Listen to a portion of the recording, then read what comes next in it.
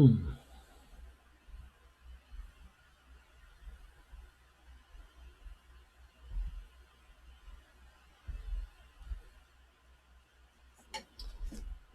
Hi, sorry to be so late, but here I am. There's been a lot of news today, okay, and also yesterday. So let's get to it. Hi, sorry to be so late. I'll get to a page I want to share. First, some good news. I think we need some good news because we've been getting a lot of bad news. We need some really good news. So, title of an article appearing today, quote, "Haven't helped the opposition," unquote. Team Bernie says progressive champion who's emerging from minor heart attack stronger than ever. This is an article by Jake Johnson. And there's a picture of Bernie on the field sharing a laugh on August 19th, 2019 in Dyersville, Iowa. Let me clean up the junk, make this easier to read.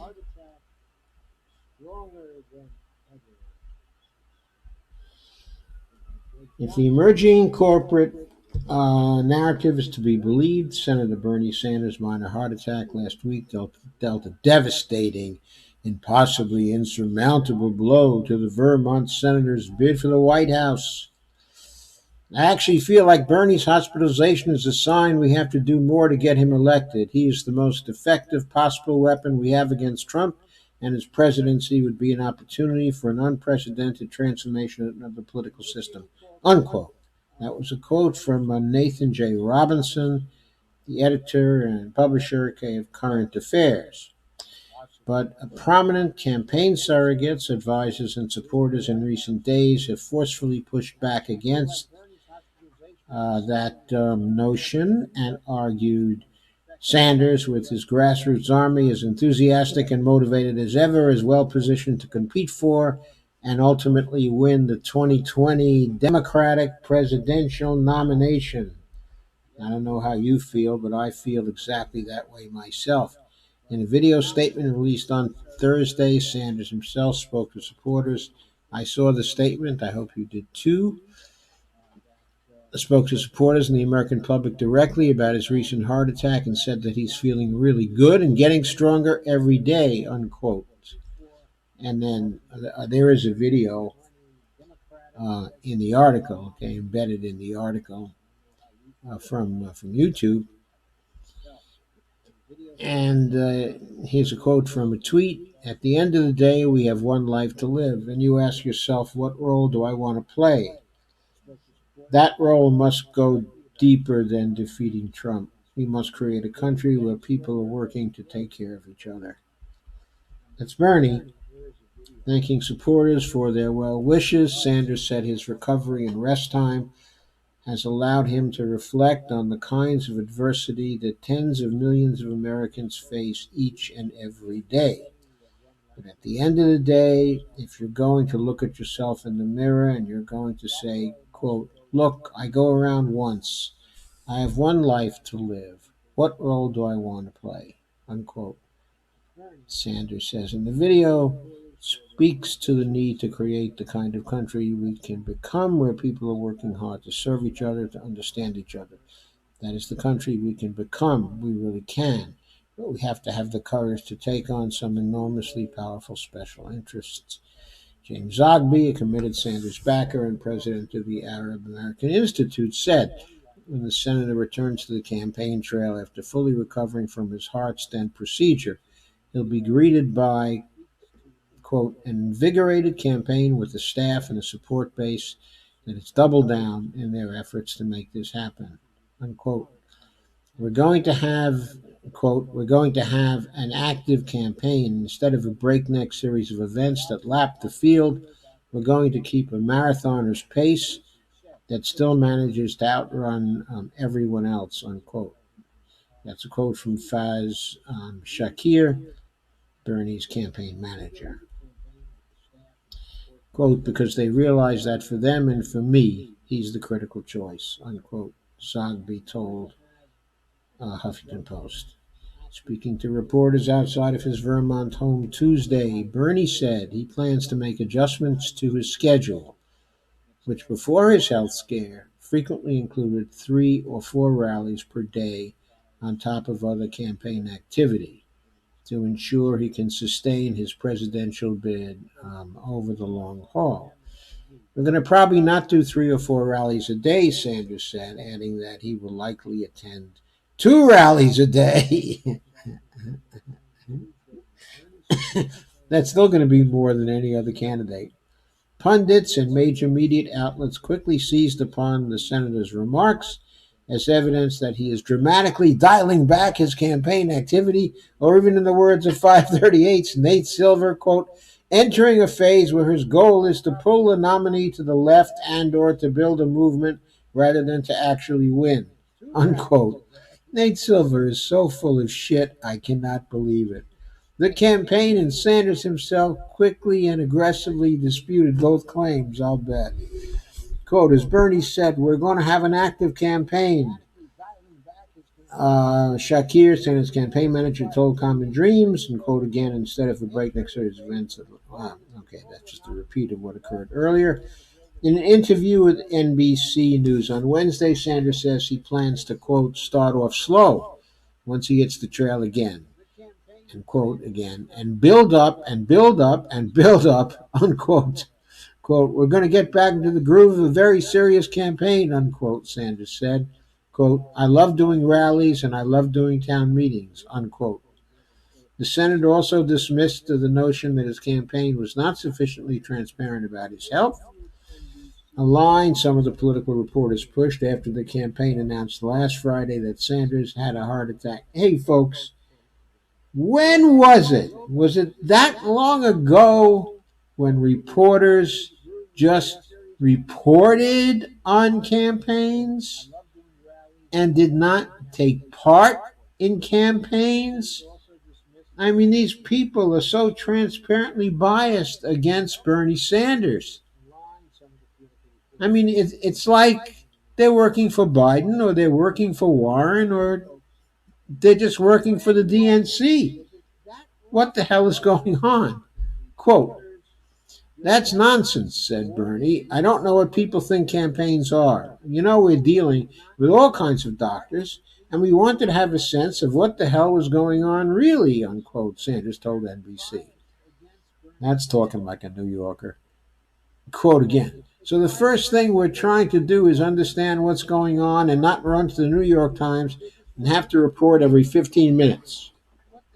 You know, this is not a baseball game, so I think we acted absolutely appropriately, unquote. It's not a football game.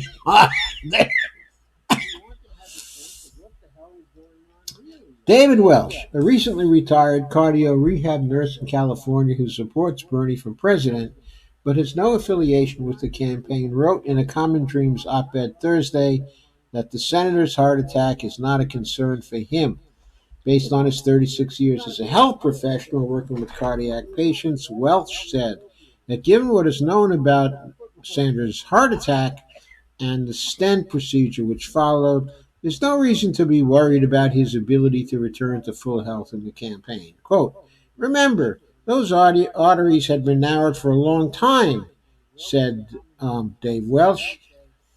Quote again, even with narrowed arteries, the senator has been keeping up a pace that most younger people couldn't hope to match. Now they are wide open, and he's probably had no significant heart damage. Honestly, the people who should be most worried now are the campaign staff who will have to keep up with him now that the arteries are fully open, unquote. I thought that one was priceless.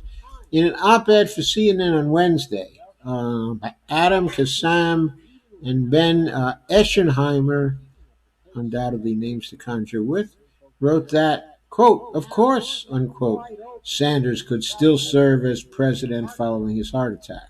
Quote, the suggestion that Sanders should stand down and endorse another candidate because of a health condition that many Americans live and work with is not only callous, but carries a bitter flavor of discrimination, unquote, wrote Kassam and Eschenheimer. Quote again, indeed, it scans as ableism, a shameful undercurrent that has pervaded discussions of the 2020 campaign along with ageism.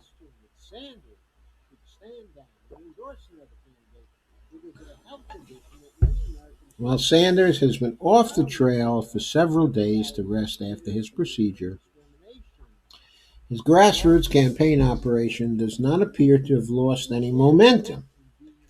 Last week, just hours after news of Sanders' heart stent procedure, the campaign worked the senator's health scare into the case for Medicare for All. Quote, as you see the headlines about Bernie today, send him your good vibes and remember how important the fight for Medicare for All really is, said Sanders speechwriter David Sirota. Quote, it was like a rallying cry. It was incredible. That's the difference between having a movement as opposed to just a campaign. That's a quote from Roseanne DeMoro. On Tuesday, the campaign announced that volunteers made 1.3 million calls in Iowa, New Hampshire, Nevada, South Carolina, California, Colorado, and Oklahoma, easily hitting their goal of a million calls over a 10-day period. As HuffPost's Daniel Moran's reported, the campaign surpassed its goal after experiencing, quote, a spike in volunteers, unquote, in the wake of news last Wednesday that Sanders had been hospitalized after experiencing chest discomfort on the trail in Nevada. The campaign said the senator also received 8,000 donations on Wednesday, just a week after Team Sanders announced it raised $25.3 million from an average donation of $18 in the third quarter of 2019, the largest haul in the Democratic field, fueled by contributions from teachers and employees of Starbucks, Amazon, and Walmart. Quote, it was like a rallying cry. It was incredible, unquote. Roseanne DeMoro, former executive director of National Nurses United and prominent Sanders backer. Thanks, honey. Told HuffPost of the flood of support for Sanders following his procedure. Quote, that's the difference between having a movement as opposed to just a campaign, unquote. Speaking to the Associated Press, DeMoro stressed that Sanders' heart attack was minor and that the stents will be extremely helpful in terms of blood flow. I assume he'll be far more vigorous, DeMoro said, quote, heaven help the opposition, unquote. Sending love to every hashtag Bernie 2020 supporter. At Senator Sanders had a setback. You all stepped up even more. It was amazing to be a part of. Uh, um, a movement moment on steroids. Now Bernie is back. Posers beware. I did not hear one person express interest in anyone else. Now, is there anyone else? For Nathan Robinson, editor of Current Affairs magazine and unabashed Sanders supporter, the senator's health scare brought into sharp relief the urgency of nominating Sanders to take on President Donald Trump in the 2020 general election. In an article titled, quote, Why Bernie Has to Win, unquote, published just days after Sanders' hospitalization, Robinson echoed a prescient argument he made in the midst of the 2016 Democratic primary. Sanders represents the best chance to both defeat Trump and enact a transformational progressive agenda. I actually feel like Bernie's hospitalization is a sign that we have to do more to get him elected, Robinson wrote. He's the most effective possible weapon we have against Trump, and his presidency would be an opportunity for an unprecedented transformation of the political system. Robinson continued, quote, to be honest, Bernie shouldn't have to be exerting himself in the way he has been, because this campaign isn't about him. In fact, if Bernie is elected, he shouldn't have to be doing the bulk of the work. He is a vehicle for the creation of a people's presidency. We are not nominating him because he is a messianic leader who will solve our problems and personally guide us to the promised land. We are nominating him because his is the name we put on the ballot in order to achieve power. This campaign isn't about Bernie Sanders. It's about getting the Bernie Sanders agenda passed. Specifically, Medicare for all, a Green New Deal, free college, workplace, democracy, and student debt elimination, and a job guarantee for all, uh, and money out of politics, and environmental and climate justice for all, and go on and on. We have one last shot, Robinson concluded. Quote, are we going to sit and raise questions from the stands? Or are we going to commit ourselves to making sure that this time we do not let Donald Trump win the presidential election? Bernie will fight until his very last breath to make this a humane country that cares for its people. That's what he will do. So what will you and I do to help? Unquote. I love that article, folks. I just loved that article. And so, thank you for listening to me read it and comment on it and, and express my sentiments. I love that article, folks. And here's Bernie back. Also from today, also by Jake Johnson.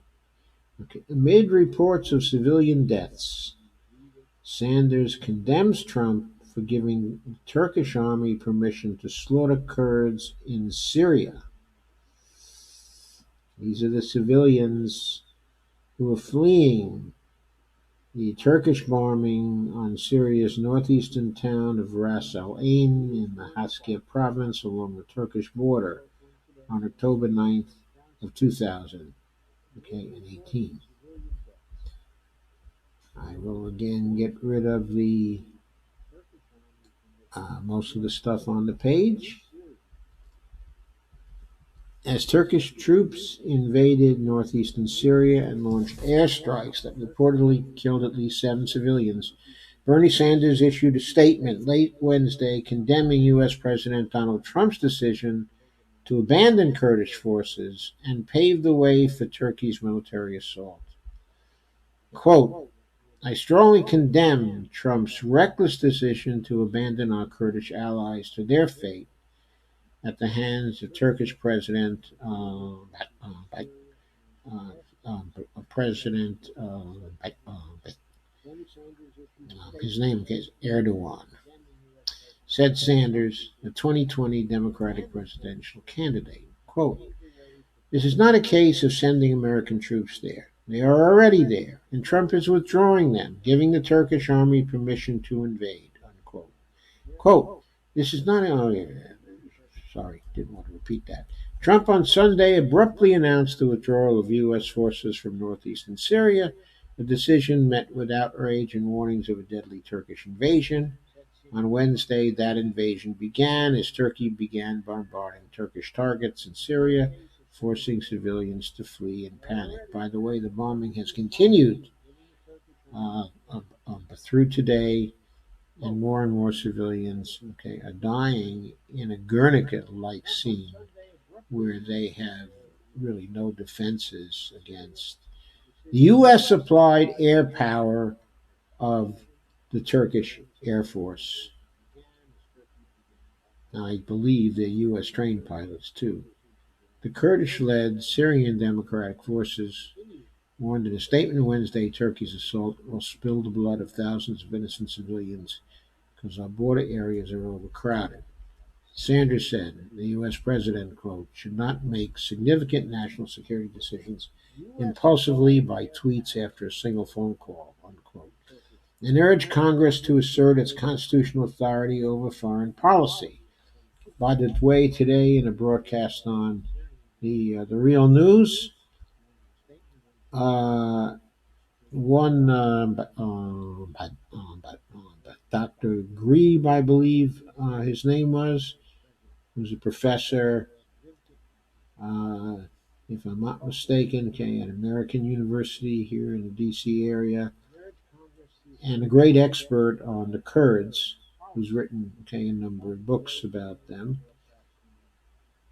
said that what probably happened in that phone call is that what Erdogan did is that he probably pointed out to Trump that Trump had a huge hotel, okay, in Turkey, and that if he didn't do what Erdogan wanted, what Erdogan was going to do was to pull the plug on Trump's hotel. I'm sure, okay, that Erdogan said that in a very nice way to President Trump. But I'm also sure he said it, that he made that particular threat.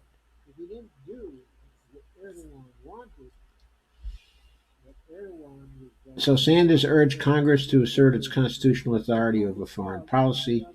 Kurdish fighters have fought and died in our joint effort to eliminate ISIS, said the Vermont senator. Quote, they should not be abandoned in this way.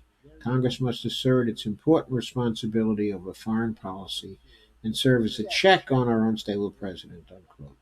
After Turkey launched its assault on Wednesday, Trump issued a tipped statement denouncing the invasion as a, quote, bad idea, unquote.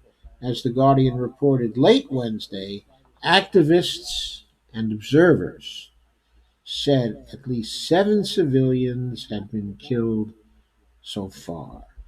There were also early reports of civilian casualties in border towns hit by shelling, according to The Guardian.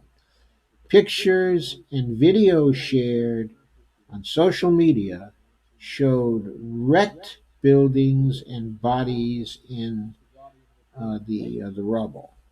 So Bernie was right on the dime in condemning the invasion, in condemning Trump, and urging Congress to take an active role in this particular situation, and in trying to avoid a bloodbath with the Kurds on the receiving end. So,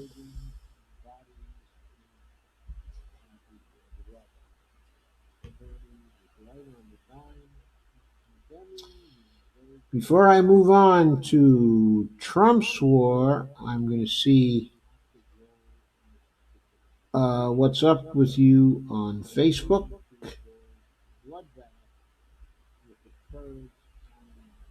Let me go back to this view for this purpose. And let me check you out on Facebook.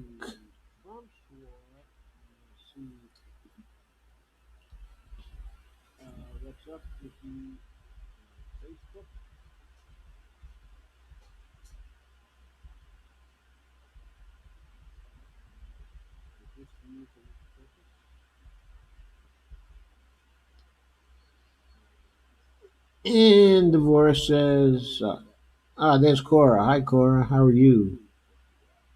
Trump's live right now. What's he saying right now? Don't watch Trump, watch me. Sorry.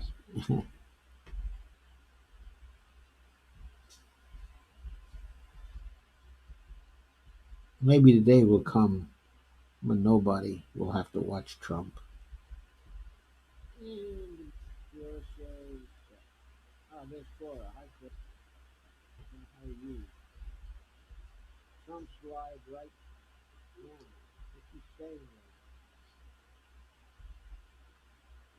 And Bonnie has joined, and Devora says hi everyone, hi Pop.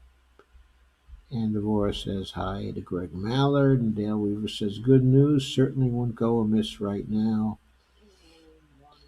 Devora says hi to Lana Dell, and she says looking cheeky as ever, Dale Weaver. I didn't realize Dale Weaver looked cheeky. I guess I better check into that. Okay, greetings all around. Devora sent some hugs to Gregory. And Cora says Sanders is probably the most open candidate about his health condition. Yeah, I think that's probably true. And remember Trump's doctor's note? Yeah, I do remember his doctor's note.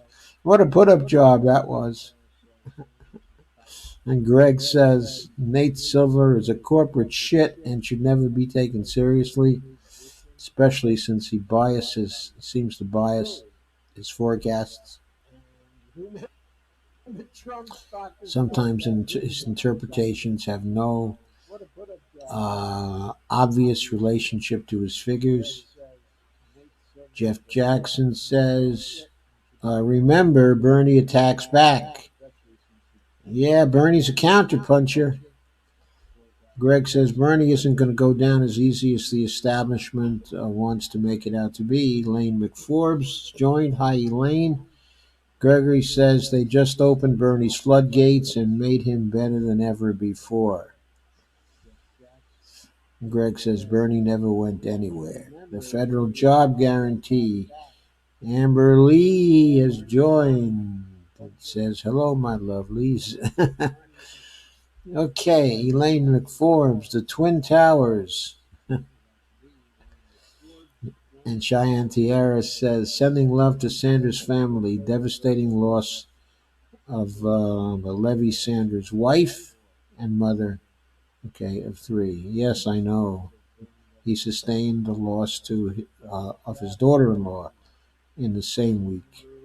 That was really terrible. That was terrible. And Rich Serber joined. Hi, Rich. How's your family?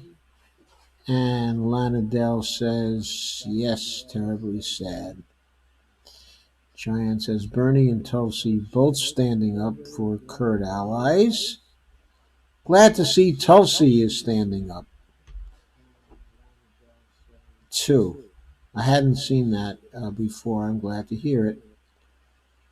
Elaine McFord says Trump is getting rolled. Well, he may be getting rolled, but unfortunately the Kurds are getting killed.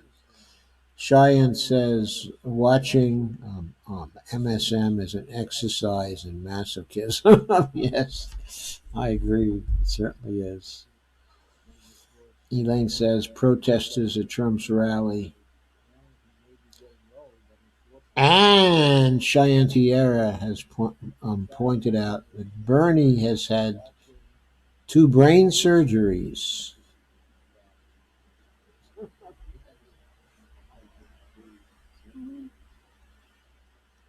And Greg says, haha, I got you to say shit. Hey, Greg, what is this, a game? You're trying to get me to say words that I normally don't say? Carr says, hi, Joe. My wife watches Trump. Hey, tonight, he brought up emoluments and said he's actually losing money as president. And one day, maybe he'll show how that can be. Well, maybe he will. But whether he's losing money as president or whether he's making money as president on a net basis isn't really the point. The point is he can't be doing any business while he's in the White House that leads to his making money. He cannot do that. That's unconstitutional. Accepting emoluments from foreign powers is unconstitutional. It doesn't matter whether he would have made more money if he hadn't been the president. But of course, Trump doesn't understand anything. He doesn't understand the law. He has no respect for it. He is absolutely subverting it. He's like any fascist. And Cheyenne reports that Tulsi posted the video re the Kurds. Good for Tulsi. And Cheyenne says Biden had brain surgeries, not Bernie. Thank you. Yes, I thought I saw you say that Biden had brain surgeries. I was not aware that he had any brain surgeries. Biden had brain surgery, not Bernie. Thank you. Yes. I once had a surgery for a subdural hematoma. Unfortunately, it never reached my brain. And when I woke up, I had an occupational therapist come into the room, and she started to question me about, when and where did I have my wits, stuff like that. I ended up giving her a lecture on modern money theory. You see, before she became an occupational therapist, she had worked as a management consultant for one of the big five consulting firms, didn't like it, and she left. And so she was capable of understanding modern money theory. So I treated her to a little lecture on it. She seemed to enjoy it at the time. Anyway, that's enough for now. I'm going to go back to the third article I scheduled because it also is quite important. Uh, Very important. And there are more than that if we have the time. But let's see if we have the time.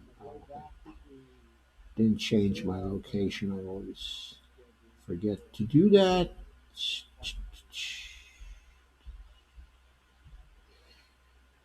Okay, this is not the war on the Kurds. This one is the war on the United States. The title of the article is Trump declares, quote, war, unquote. And yes, our constitutional crisis is here. And there's a picture of the Washington Monument and Trump holding his hand out and evidently about to board a helicopter departing the White House in Washington, D.C. on October 4th. This was written by Heather Digby Parton, a famous blogger from the early days of blogging, who now writes for Salon, among other places. And on October 9th, 2019, the 5 years ago legendary Digby writes,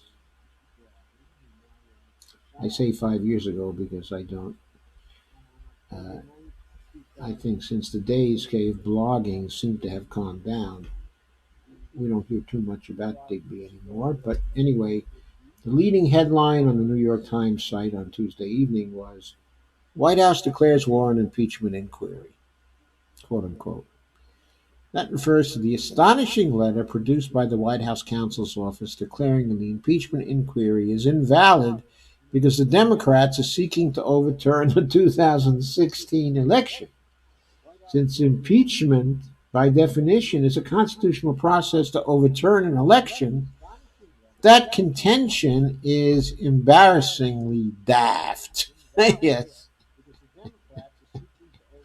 But that's beside the point. This document signals that the White House has decided to formally defy the Congress and challenge its clear constitutional power to check a president who has committed treason, bribery, or other high crimes and misdemeanors. The Trump administration has declared that the concept of checks and balances is no longer operative in the United States Constitution. You bet he has done that in spades.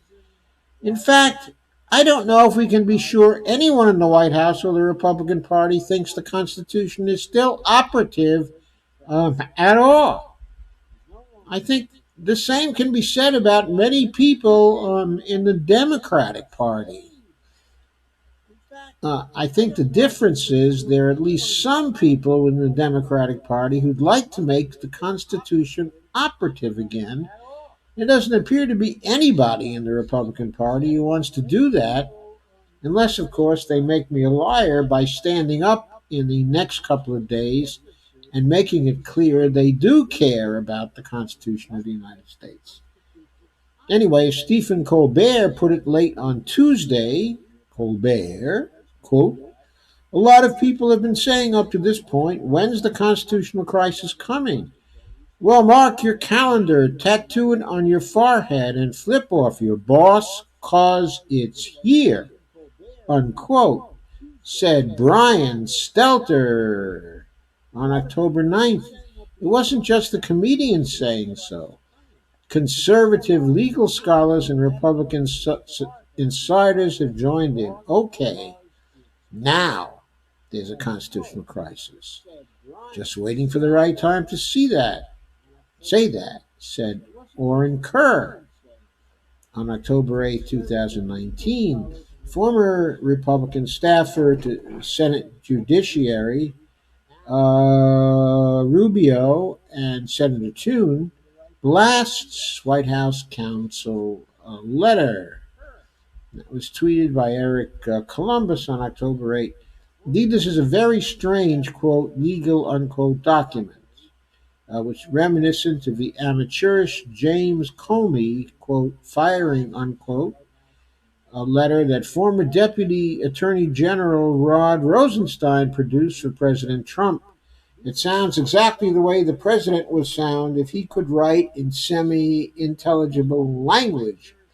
The whole thing is basically a Donald Trump rally rant without the nasty nicknames. It attacks House Intelligence Committee Chairman Adam Schiff, Democrat California in particular, for his recent public paraphrase of the famous phone call between Trump and the Ukrainian president, contending bizarrely that it proves the president is innocent of wrongdoing. Trump and White House counsel Pat Cipollone uh,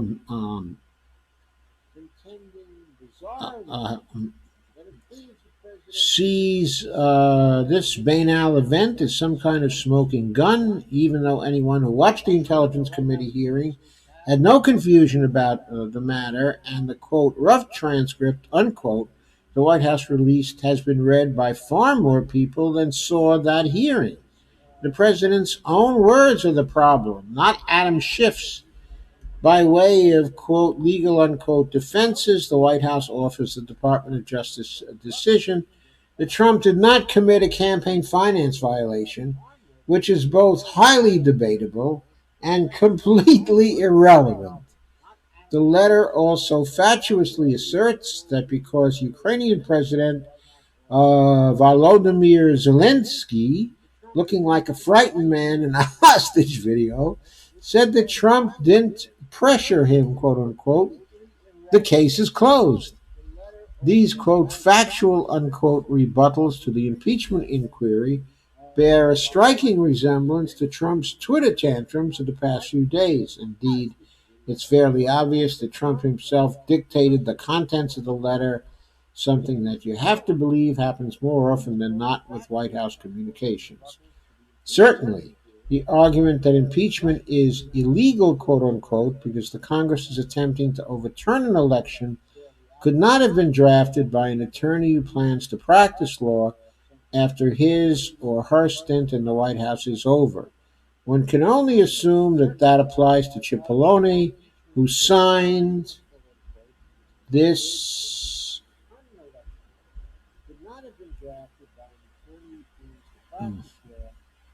What happened to my arrow? Sorry, I've lost control of my arrow. Oh, here it is. I've got it again. Good. Okay. Who signed this vacuous document with a flourish. If the White House argument was shrill and inelegant, President Trump's overcaffeinated lawyer Joe DeGeneva, who appeared on Laura Ingram's Fox News show Tuesday night, made it sound downright genteel by comparison. Now, Joe DeGeneva was also one of the primary lawyers for the Republican side in the Clinton impeachment process. In case you didn't know that, Joe DeGeneva and his wife, Victoria Tensing, and the pair are back to try to defend Trump from an impeachment. And Joe DeGeneva said, "What you're seeing is regicide. This is regicide by another name, fake impeachment. Hey, Joe, regicide means murder of the king. Murder of the king. Last I knew, Trump wasn't a king. So this can't be regicide. But it can be, fortunately, a real impeachment. We get first one anonymous informant, then a second anonymous informant. I refuse to call them the whistleblowers. If the informants are anonymous, then that's because Joe's boss does everything he can, as previous presidents before him did, to prosecute any whistleblowers who dare to make their names public. Put them in prison for years if they can catch them, and hound them into exile if they can't. These two nonentities are suicide bombers that the Democrats have unleashed on the democratic process. It's pretty obvious that this first suicide bomber who sent that complaint to the Inspector General was a paid Democratic operative of a Democratic party. I swear to God, Joe seemed fairly sane when he was doing the Clinton impeachment process. At least he at times sounded he was within the bounds of sanity. But this quote is absolutely bonkers. He said more than he meant to say there with the word regicide, which is not typically employed in American politics. Donald Trump really does believe he is a king, and that belief has spread to Joe DeGeneva. No, that's a commentary.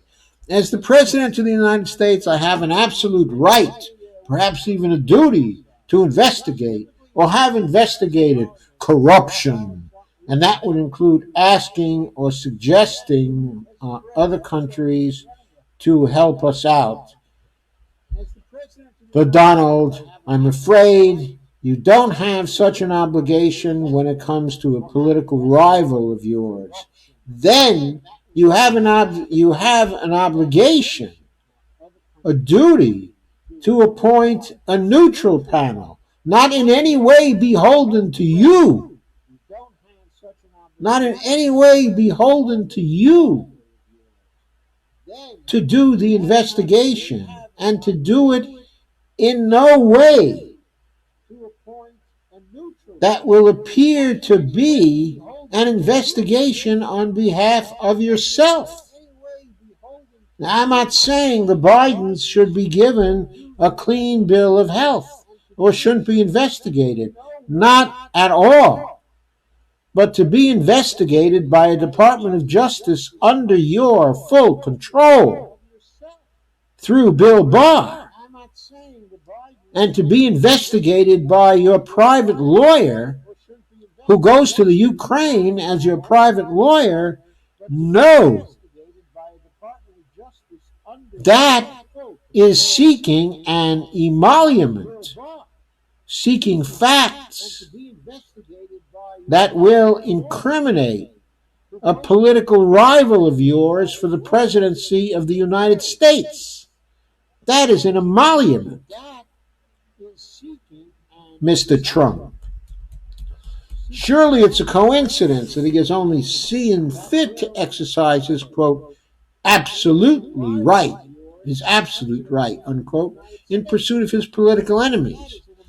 It seems that Trump's accomplices in the White House, the Department of Justice, and among congressional Republicans are prepared to defend this position. The DOJ has held the sitting president can't be indicted because the Constitution specifically orders a political process for presidential misconduct. That was the reason that Robert Mueller did not file obstruction of justice charges against the president. Overwhelming evidence, I think it should have said, despite overwhelming evidence of his crimes. I'm not sure it was so overwhelming. Well, the obstruction of justice was overwhelming. The underlying crime was not overwhelming. Now, the White House counsel has declared that this alternative process is illegitimate because it is political, and therefore the American people must make the final decision in the next election. Mind you, the president has specifically been accused of attempting to sabotage the next election. It's a truly awe-inspiring catch-22.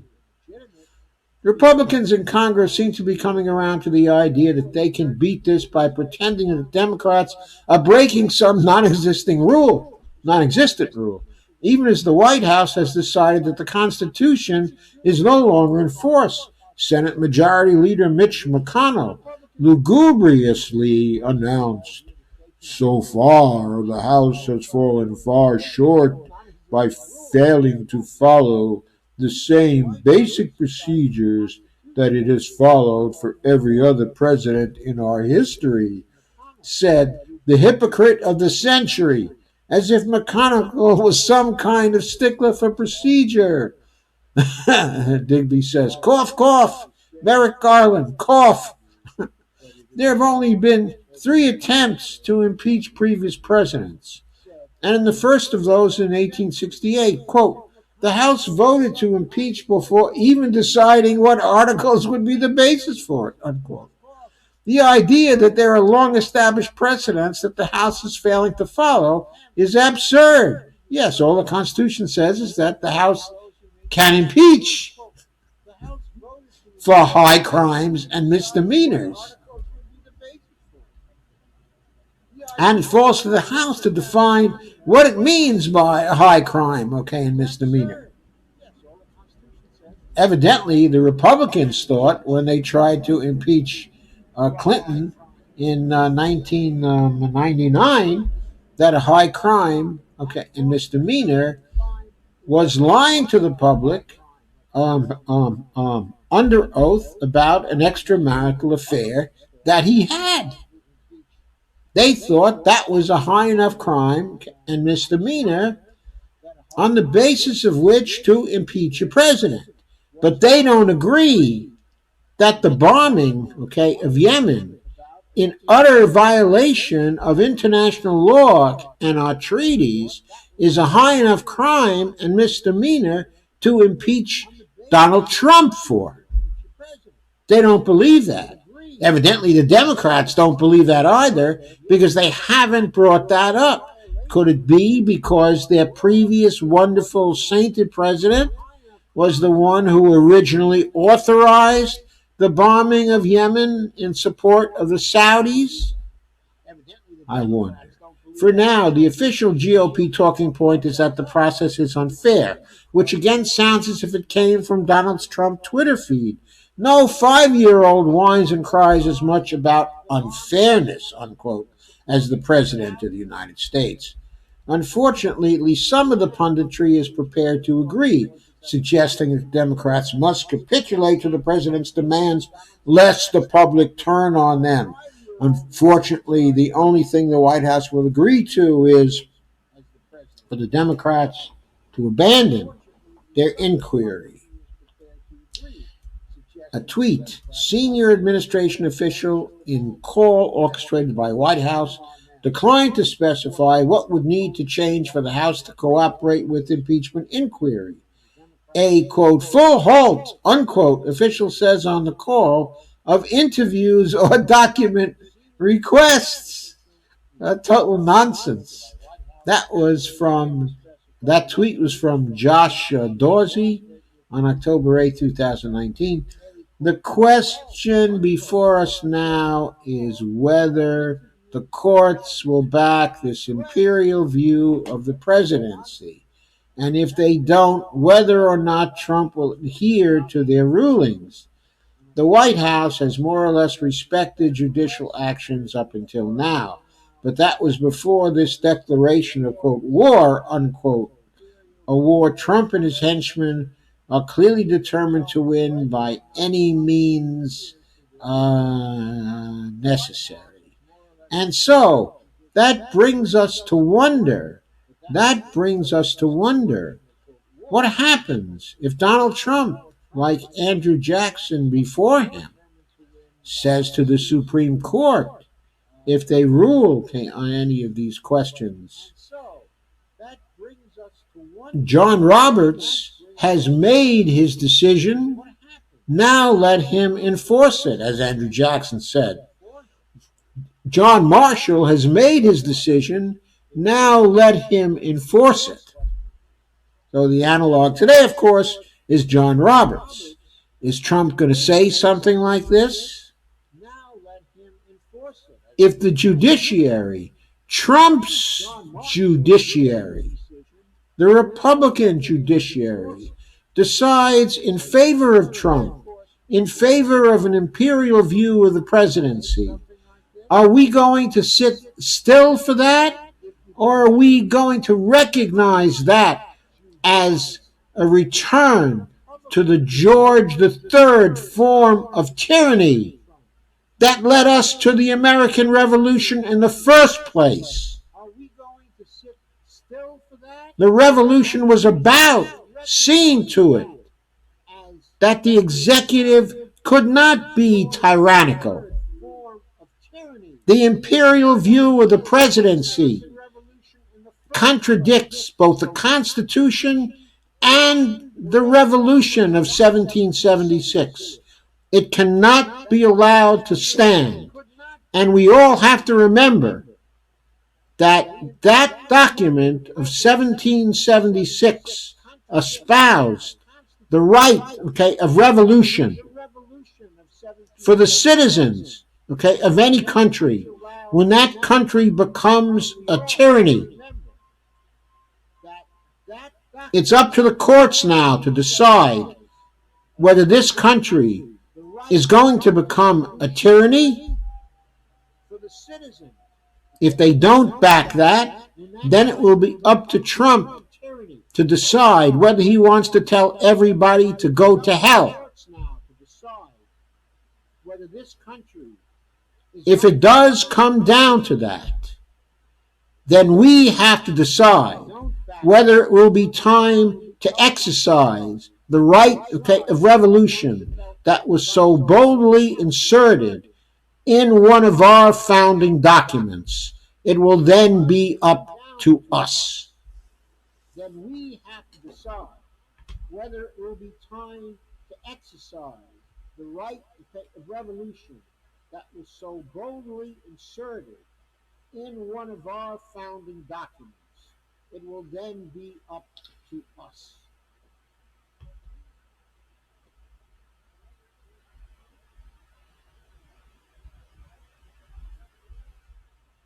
Okay.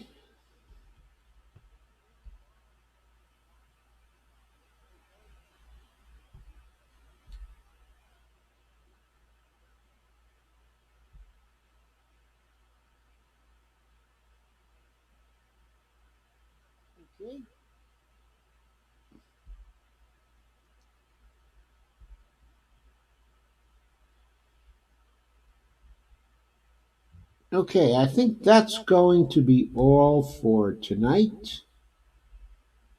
Except, of course, to check in with your comments and your questions. Before I do that, Please share, like, and subscribe.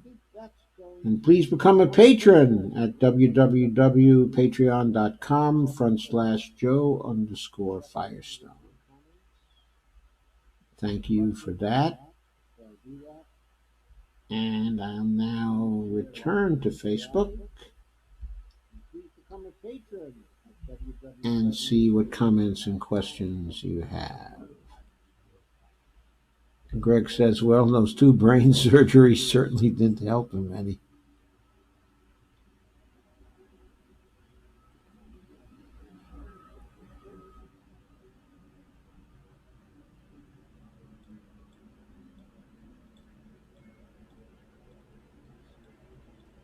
Cheyenne said bye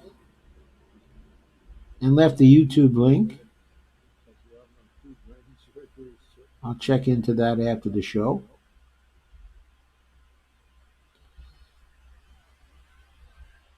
And Lana says, Murder of the King. This is turning into a bad Shakespeare play.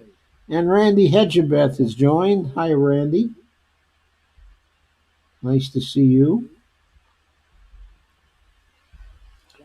Why can't I see any more of my comments? I don't know. Maybe Lana's is the last of the comments. So, I will. And Lana says, mine is not, but good night. And Randy says, you have a delayed voice track at a much lower level. And Greg says, very spot on, Joe. This comes down to making our elected officials either choose our people or Trump, because they sure as hell can't have both. Yes, Greg. They can't have both. They have to choose the people. They have to choose the United States.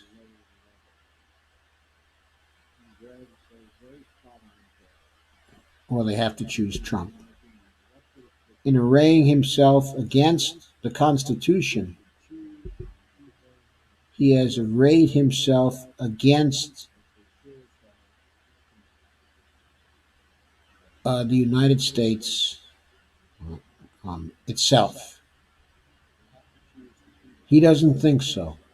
He's a fascist. Fascists don't think the Constitution embodies the nation.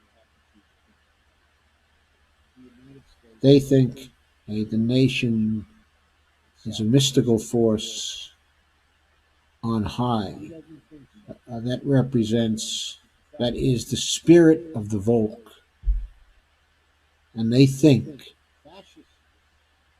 that the spirit of the Volk has rested on them. And that's why they are due absolute obedience and subservience. And I think this guy is going to find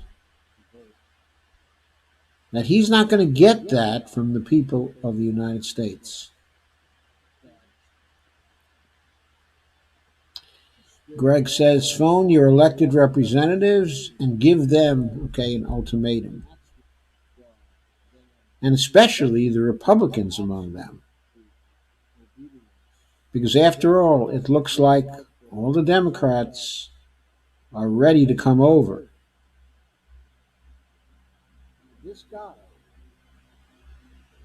What the public has to do now is begin to move the Republican Party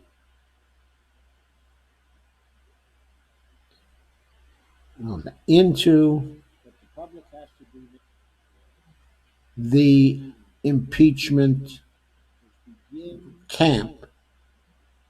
The public has to tell them that this is a matter of their survival. There is really no choice. They have to choose America.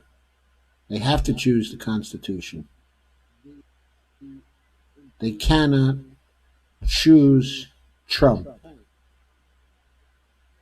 and be able to sleep safe in their beds at night.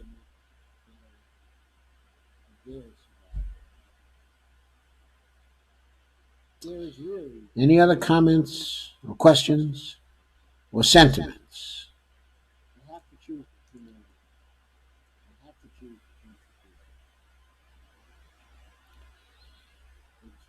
Okay, if not, I'll see you Saturday night.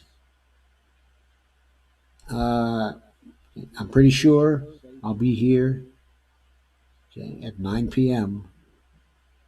on Saturday night. So thanks very much for coming. Thanks very much for the comments. And thanks very much for the very friendly spirit of these videos. Thanks again, and good night.